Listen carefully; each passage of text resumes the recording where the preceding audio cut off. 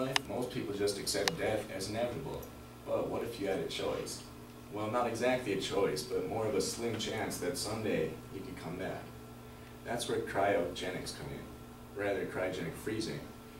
Cryogenics is the study of freezing objects at temperatures below negative 150 degrees Celsius. Anything that gets frozen at this temperature seems to stay preserved or frozen in time.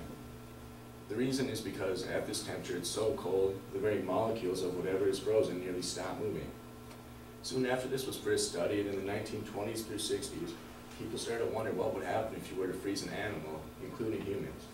So, after a few experiments, but a strong belief in the theory of cryogenics, a man named James Bedford became the first man frozen with hopes of being revived years later. He was frozen in the Elcor Cryogenic Center in Scottsdale, Arizona. This center was founded by the LES, or Life Extension Society. Soon before his death, he said he was riding an ambulance to the future, referring to the freezing and how he hoped that he would be saved by future technology. He is still frozen today, and there's now a center in Michigan. That's the center in Michigan. And that right there is one of the chambers that the people are frozen in. Today there are over 200 people frozen in machines like that across the U.S. At this point in time, no human has ever been frozen and brought back to life later. This is because no one has ever dared to volunteer their life in such an experiment.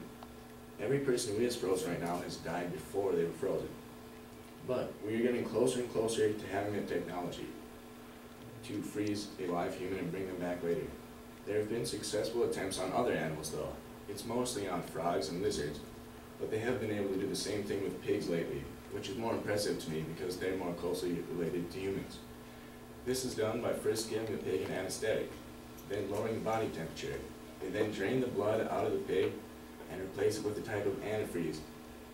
The pig can then be frozen that way for days and brought back to life with no visible damage. I believe that they'll be able to do the same thing with humans in the near future.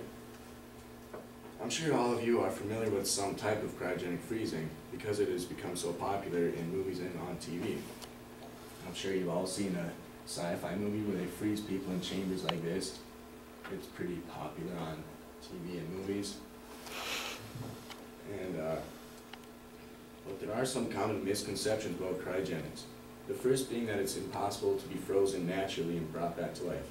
What I mean by this is you can't just fall asleep in the snow at night, freeze to death, and then be thawed out and brought back to life the next day. The temperatures aren't low enough and your blood vessels will burst. Another misconception is that Walt Disney is cryogenically frozen, because he isn't. That's just a myth. I hope you all found this info interesting, and remember that someday there might be an alternative to death.